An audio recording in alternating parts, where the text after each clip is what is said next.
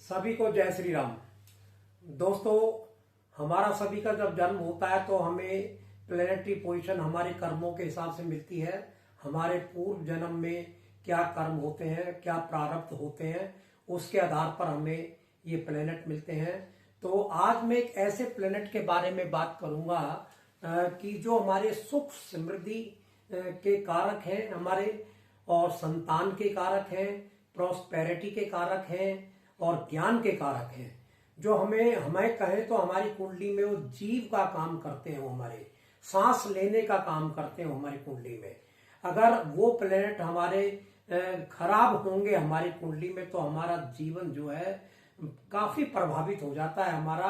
अगर वो प्लेनेट हमारी कुंडली में सही है और उनकी दृष्टियों पर अगर हम नजर डालें तो हम अपनी कुंडली को बहुत अच्छी तरह से जान पाएंगे। तो आज हम बात करेंगे गुरु बृहस्पति देव की दृष्टियों पर बात करेंगे कि गुरु बृहस्पति देव किस घर में बैठकर कौन सी दृष्टि डालते हैं और वो क्या प्रभाव देते हैं हमें। वैसे तो साथियों, गुरु बृहस्पति देव हमें जब दृष्टि डालते हैं तो कोई किसी भी प्लेनेट पर दृष्टि पड़ सकती है, किसी भी घर पर दृष्टि पड़ सकती है।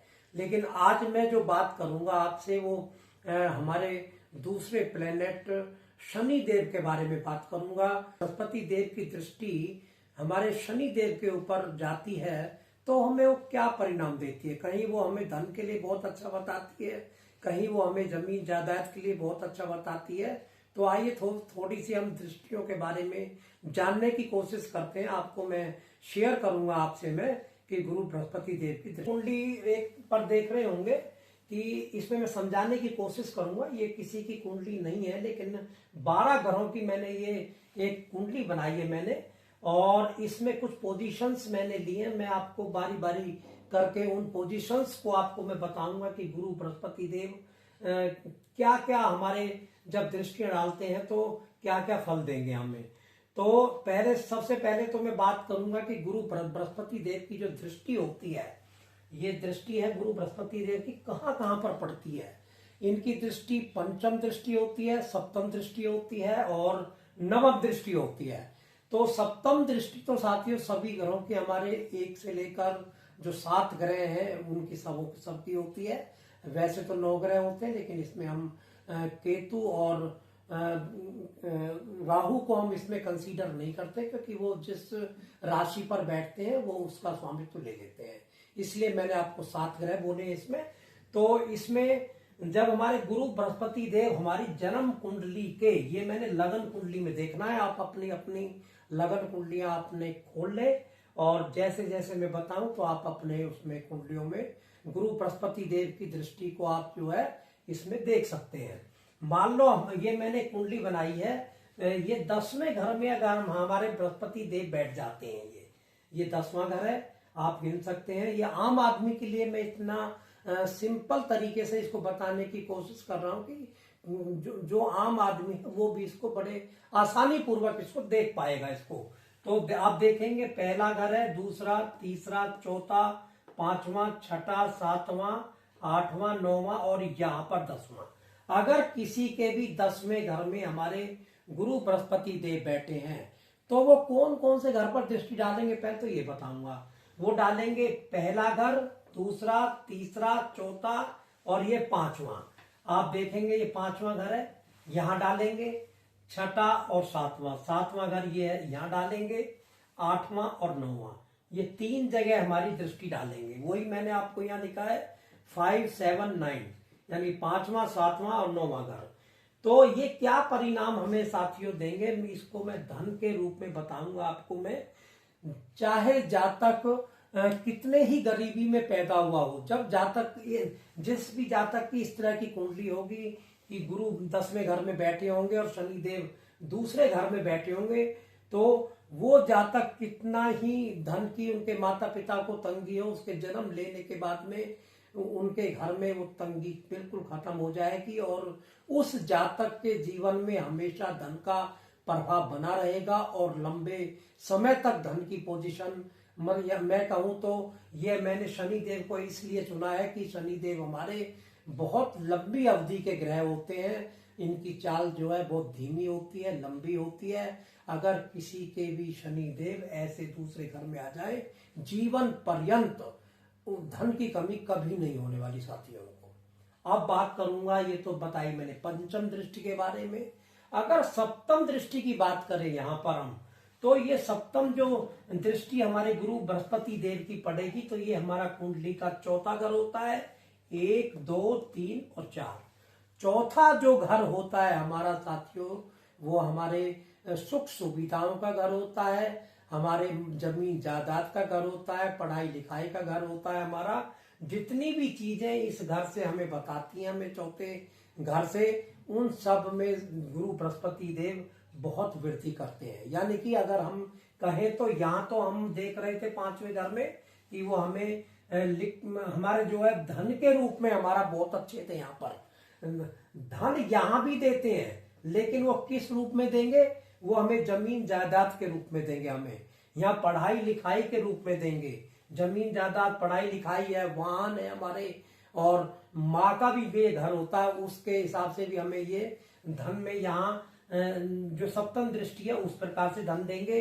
अब बात करेंगे ये छठे घर पर, जब इनकी दृष्टि 9वीं दृष्टि हमारी जाएगी यहाँ पर 1, 2, 3, 4, 5, 6, 7, 8 और 9वीं दृष्टि जब यहाँ जाएगी, तो साथियों ये हमारा जो छठा घर होता है, ये हमारा जो है हमारे जब भी हम कोई भी कार्य करते हैं, हम चाहे बिजनेस करें या जॉब करें, वैसे छठा घर हमारा जॉब का होता है।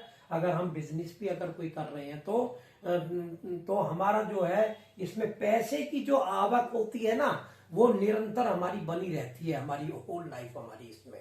तो ये तो हमारे 10वें घर में गुरु बृहस्पति देव की दृष्टि जाएगी तो ये असर डालेगी। अगर हमारे गुरु बृहस्पति देव हमारे ये तीसरे घर में बैठ जाएं, 1, 2, 3, यहाँ तीसरा घर आप देख रहे हैं हमारा, तो ये जब इनकी दृष्टि हमारे 9वें घर पर जाएगी, तो 9वें घर में शनि देव बैठे होने चाहिए यहाँ पर। यानी कि ये घर 11वां है, लेकिन दृष्टि गुरु की दृष्टि से 9वां घर आएगा। कैसे आएगा? 1, 2, 3, 4, 5, 6, 7, 8 और 9। तो हमारा ये लाभ भाव भी होता है हमारा, यानी कि गुरुदेव जो है नॉर्मल धन के घर में बैठे हुए हैं। हमारे जो सबसे ज्यादा जो अच्छे घर होते हैं हमारे दूसरा, छठा और 10वां, और ये घर हमारे मेन हमारे घर के होते हैं। लेकिन हम तीसरे घर को लें तो ये नॉर्मल घर होता है हमारा।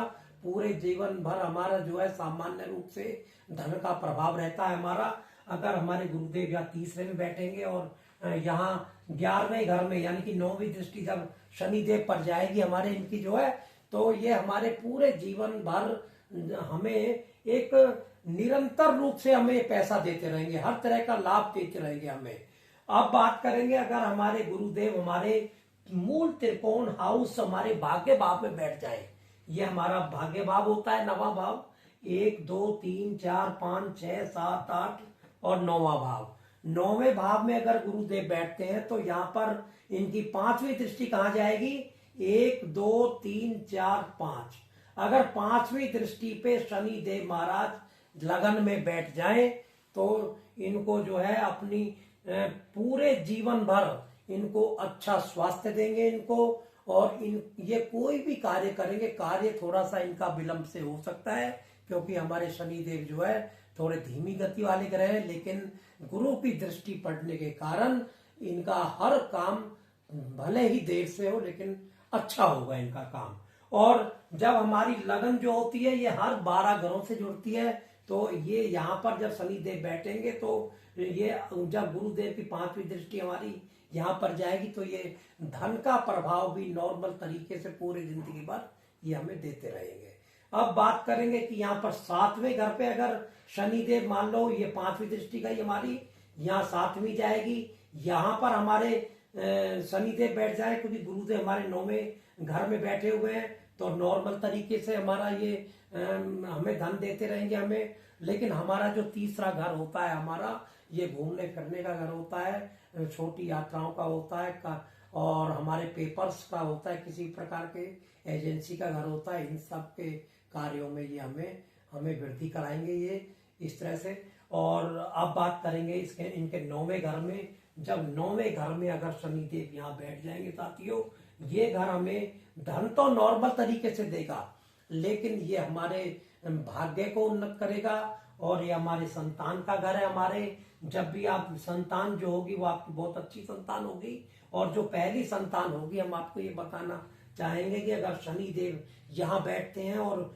गुरुदेव यहाँ बैठते हैं, और तो इसमें मेल जो चाइल्ड होने के सबसे ज्यादा हमारे इसमें चांस होते हैं हमारे। तो और सिचुएशन इसमें क्या क्या हो सकती हैं साथियों, आप अपनी लगन के हिसाब से इसमें देख लें। मैंने आपको एक एग्जाम्पल के रूप में 2-4 सिचुएशंस मैंने आपको गुरु बृहस्पति देव के बारे में इस तरह की मैंने बताई हैं। और साथियों आप भी अपनी कुंडली में इस तरह से जहां बृहस्पति देव बैठे हो उनकी दृष्टियों को आप देख सकते हैं। आपकी भी कोई क्वेरी है इन दृष्टियों के बारे में तो आप मेरे से कमेंट्स बॉक्स में आप पूछ सकते हैं। तो फिर मिलता हूं साथियों किसी अन्य वीडियो के साथ में। आपका दिन शुभ हो, मंगलमय हो। नमस्कार साथियों।